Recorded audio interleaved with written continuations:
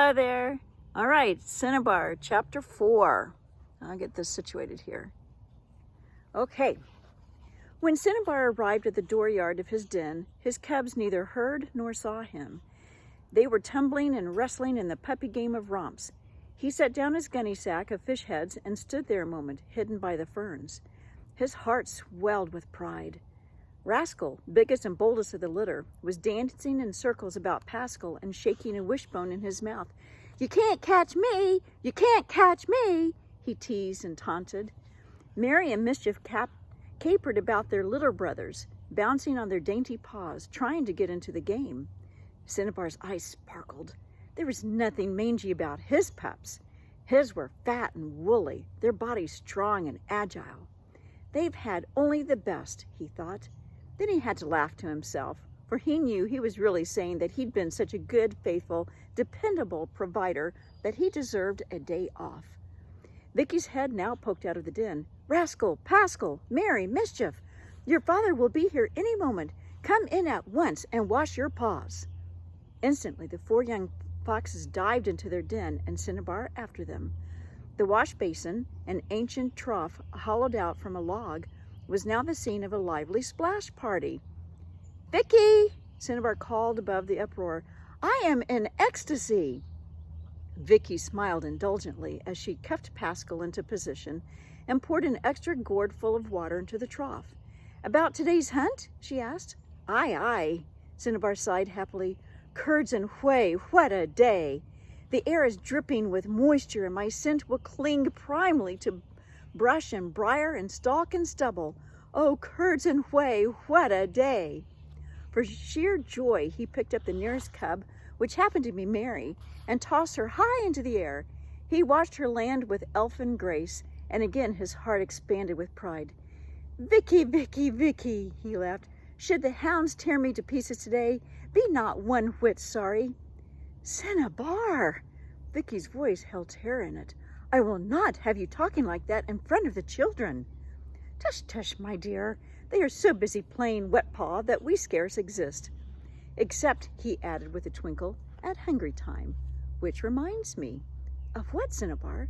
The cubs now came bouncing about their father, waving their brushes from side to side in expectancy. "What did you bring us, Papa? Papa Cinny?" "Fish heads for tomorrow and tomorrow," replied Cinnabar.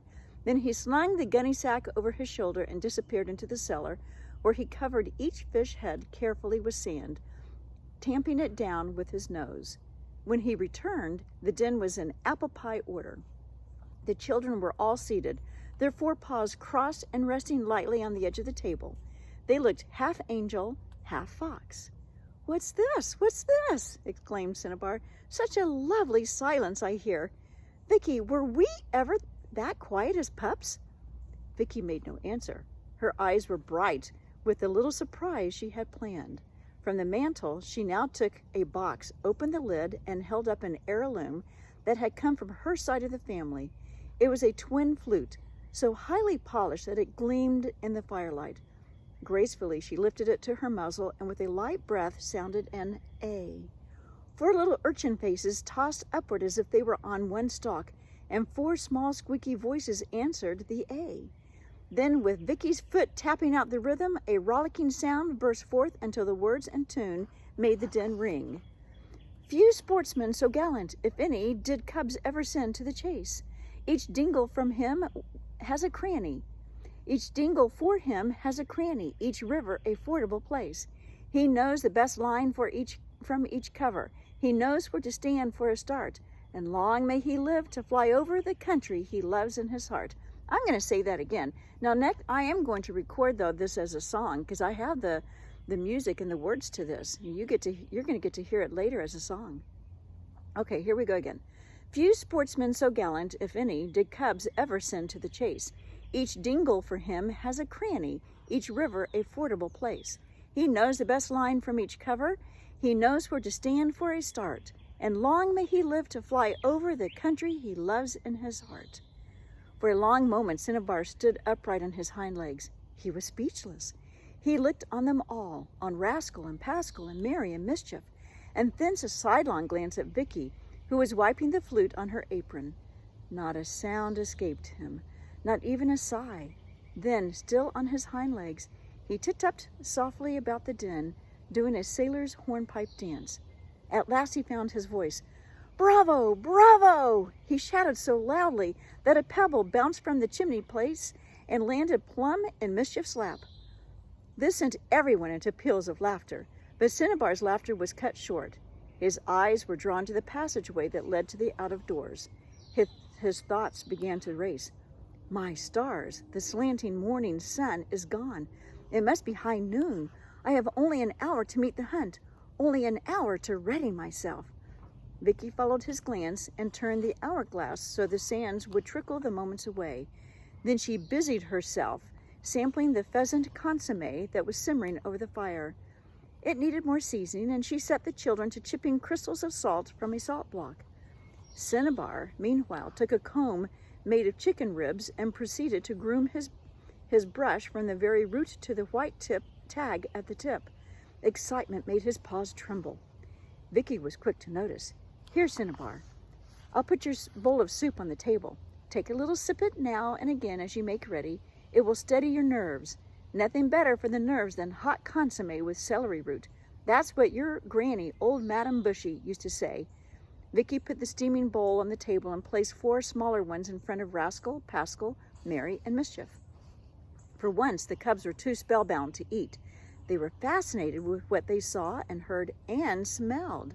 Not only was Cinnabar combing each hair separately, but he was dipping his comb into a pinch bottle marked Skunk No. 5. To the cubs, it was the most teasing, tantalizing, sweet, musky fragrance they had ever sampled. Rascal snuffed noisily. "Comb me too, Papa, please, please," he begged. "Comb me, comb me, comb me," echoed the other cubs. "Shh," commanded their mother. "Your father is a busy fox. Lap up your soup at once before it gets cold." She turned now to her husband, and a shyness crept into her voice. "Cinnabar," she hesitated, "I've another surprise. I sent to Tattersall's in London and had them order for you a scarlet vest, complete with golden buttons and lace to match George Washington's. I had planned to give it to you for Christmas, but as I stirred your consomme, the pieces of celery formed many letters of the alphabet, and bless my soul if they didn't make a little sentence." "Bumpkins and pumpkins!" Cinnabar exclaimed incredulously. "And what did the letters say, my dear?" "They repeated the motto on your family coat of arms, the Latin for 'Do it now, do it now.'" And suiting her action to the motto, Vicky produced a splendid vest from a box marked Tattersall's of London. Cinnabar looked up from his combing to see a beautiful replica of the enemy's fox-hunting apparel. The vest was, in every detail, identical to that worn by the master of foxhounds, George Washington, even to the hunt buttons with grinning fox faces. Slip into it, Cinny. It will keep you warm on a misty, moisty day like this. Let's see the fit for it." Cinnabar began hedging for time. Could he accept the costume of his mortal enemy? Besides, any vest at all would be a hindrance, not a help. In fording streams, it would get wet and soggy. As for the color, it would shout his whereabouts whenever he wanted to hide. But he dare not hurt Vicky's feelings. He must be tactful and foxy and kind. Suddenly a thought struck him. As he slipped it on, he let all the air out of his lungs and pulled in his belly, making himself as thin as possible. "Oh, oh, oh," wailed Vicky. "It's too big. Much, much too big. It won't do at all. I won't let you wear it." Cinnabar shook his head sadly and put his free paw, the one without the comb in it, around Vicky.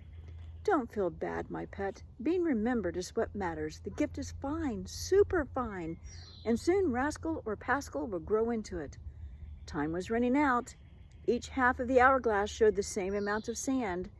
Cinnabar corked the bottle of Skunk No. 5 and laid his comb on the mantel. He surveyed himself in a treasured piece of looking-glass that he had retrieved from George Washington's trash pile. "And now, my dear lady, would you say that I look all bright-eyed and bushy-tailed?" "I would indeed," Vicky nodded as she put the remains of the soup with all the celery root into his bowl. "Now lick up," she urged. "I don't like to have you go out on an empty stomach." Cinnabar sat down to the table, lapping the delicious consommé slowly, thoughtfully. "Frightened, Cinny?" asked Vicky. "No, of course not," chuckled Cinnabar. "The joy of the chase is greater by far than the fear of the hounds."